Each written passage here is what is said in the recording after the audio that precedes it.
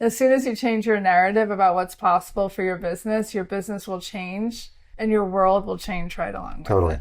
Mm-hmm. I think it's fact. And maybe some people think that's woo-woo and blah, blah, Yeah, well, blah. again, But they, it works. they can think that most of they're going to not wonder why, ironically, that they're stuck in the same place. Exactly. So when it comes to you telling your narrative, writing in your journal, honestly write it down, but then take a really hard look at it and think, what could you change about that narrative, like in a more positive way to really embrace your business and what it's capable of, and what you're capable of. Welcome. I'm glad to have you back. I see him. I love the movie that you're making for your street photography YouTube channel. Very nice. Thank you. Again, it's funny. It's an episode on getting out of a creative rut, which actually this is ironically has something to do with, and they were done differently. But the other fun part is actually learning more about DaVinci Resolve. I'm actually having so much fun just working with this whole video program that it's just a whole other new creative outlet. So. Which is kind of on topic, since we're talking about narratives that we tell about ourselves, and that's a new narrative for you, that you are now I'm the video person doing that. Yeah, I think, which is funny considering I've spent close to 30 years not wanting to do video. Exactly. Back when everybody started off and this whole idea that cameras could do both video and stills, and everybody started thinking that. Everybody's asking photographers to also do video. And I'm like, absolutely not. Go hire yourself a qualified video guy.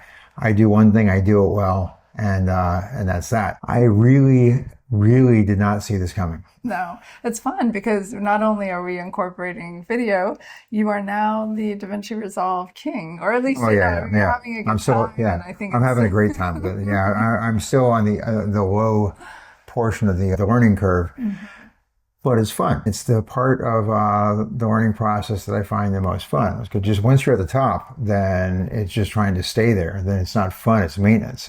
I think looking for a new challenge, that's fun. Like photography for me was absolutely super fun when I was just learning. Now I still love it, and I keep myself going, and I find new creative outlets. But just the idea that when it was new, everything was exciting. I wasn't as good, but everything was exciting. Now I'm better, and things aren't quite as exciting anymore. But it's fun because, again, we're talking about narratives today, and here we are living our quote new life for the past 2.5 years here in France, and we have completely changed the narrative. So totally, you using video and you being somebody who's creating videos and has a very nice YouTube channel about street photography, these are narratives that weren't part of our lives. Never saw it come. So let's start.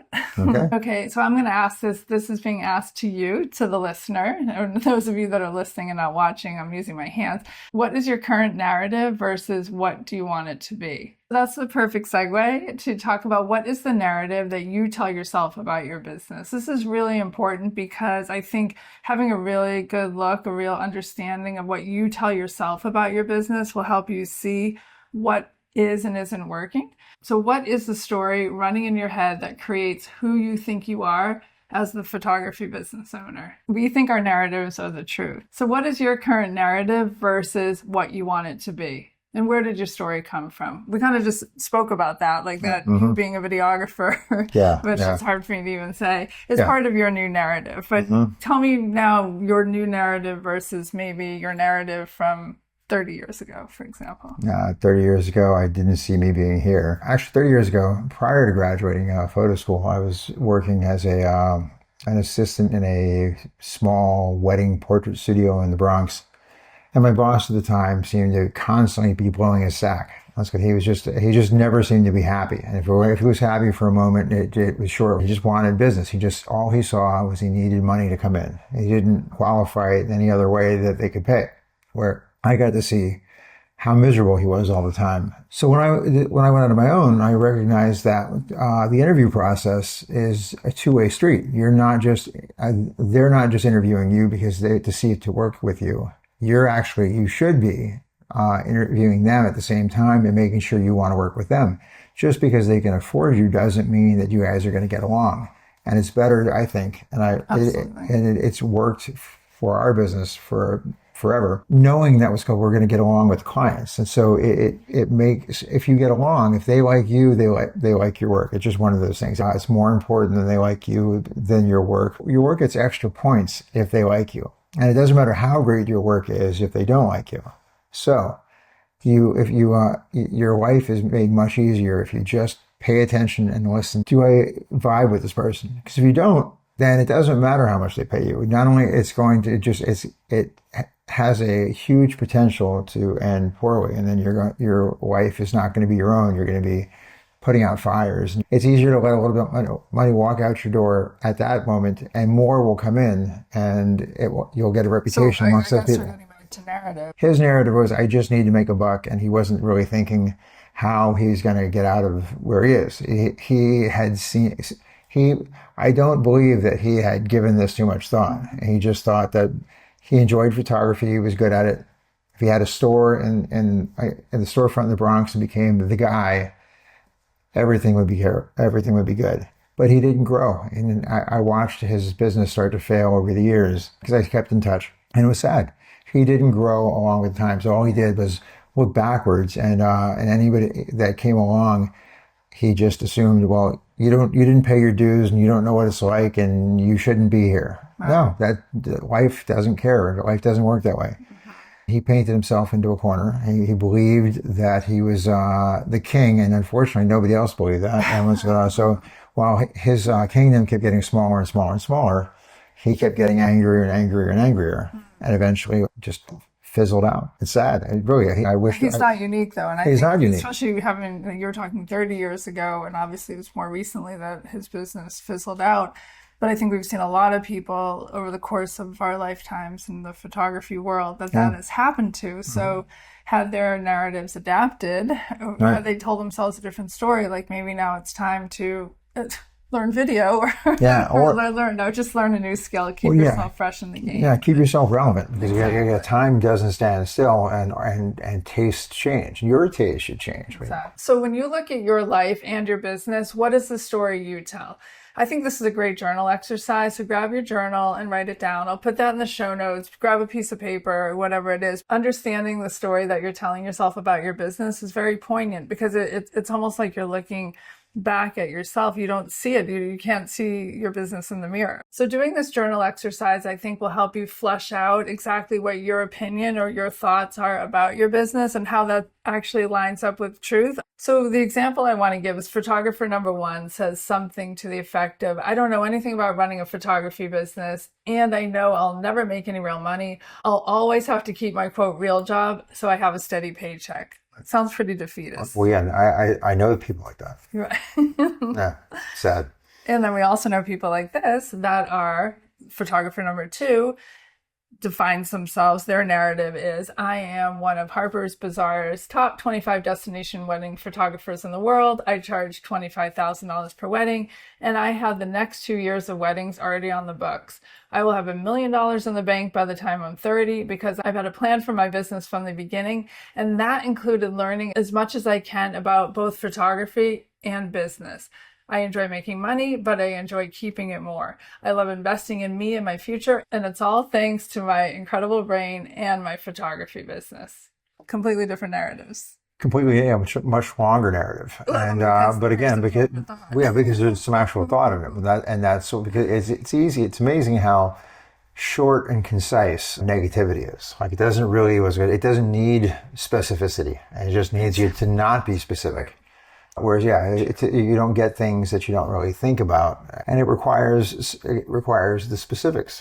Just like goal setting, it's almost like when you think of your narrative, even though it is subconscious, really, it's based on who you are as a person and how you grew up and all these things that formed you into who you are. So if you're a negative person because of all these negative things that have happened in your life, or you just have never taken that glass half full approach to life, similar to goal setting, if you are not more specific, well, then you're getting exactly what you put out there either way. So if you're short and negative, or the second photographer example, they've put a lot more, they've crafted a story around what they want their life to look like, and they're very deliberate. They want to understand the photography business, because it's short-sighted to think that There's a lot of great photographers, but that Mm-hmm. does not make you a successful photography business owner. So some people are great at sales, but aren't great at taking photos.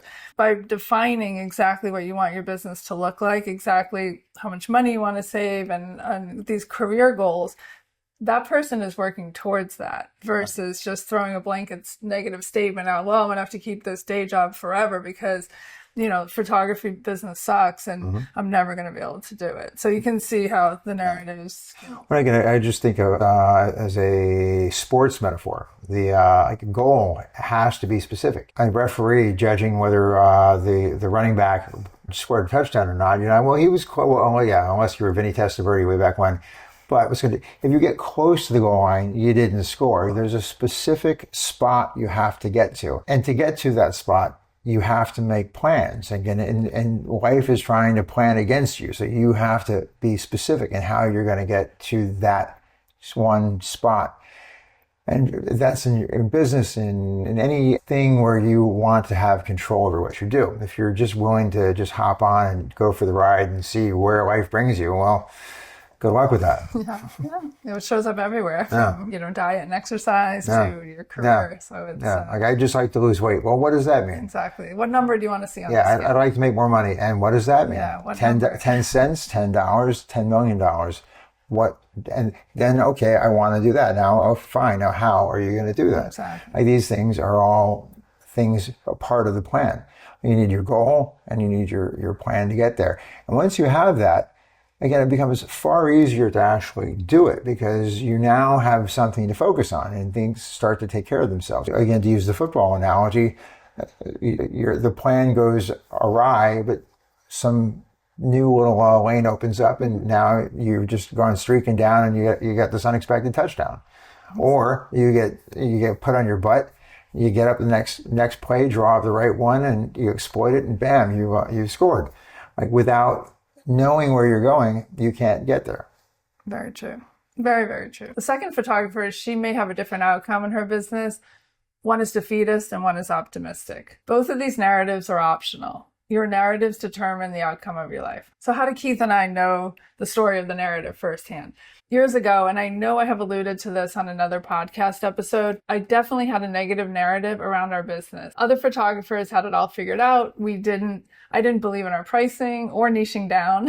I was jealous and a bit desperate at times. And I know that energy was present when I spoke to potential clients or interacted with anyone that I had to sell us to. You had unwavering confidence.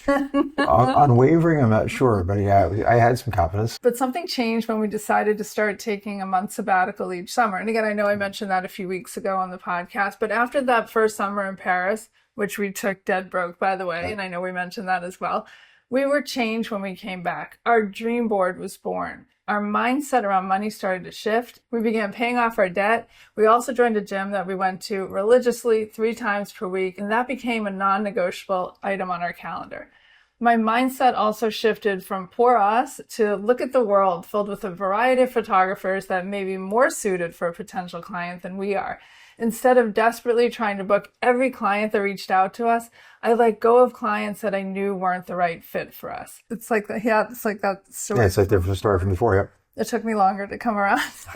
I enjoyed supporting other photographers and being happy for their success rather than coveting it.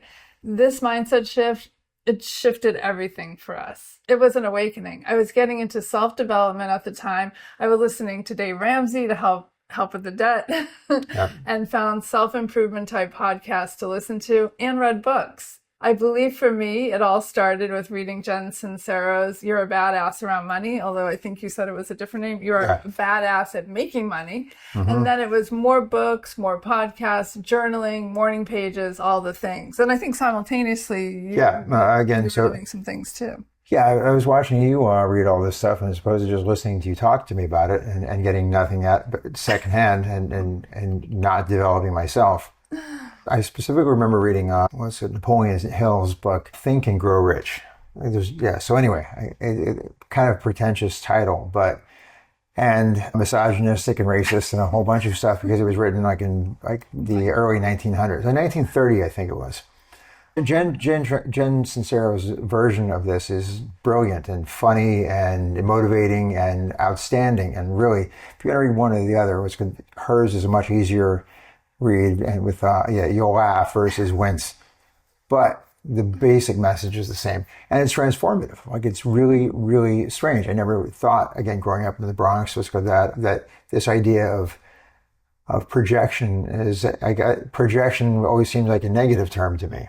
But if you don't, again, project what you want and you don't lay out your plan, which Jen's book and Napoleon Hill's book, funny that we live in France now, in Paris of all places, and one of my transformative things was a book by a man named Napoleon. So anyway, it opened me up. Again, we were both doing, I remember Christine Johnson, an outstanding photographer friend of ours, had given me a book called The Artist's Way, which she recommended. It's a classic. I recommend any of you out there check that out too. But we were doing the exercises in that. We were, again, it was morning pages. We were doing constantly reading and just working on ourselves, and it paid off. Absolutely. Something happens, it cracks you open, and you need to go deeper and deeper, seeking more transformational content. At least that's the way that I felt.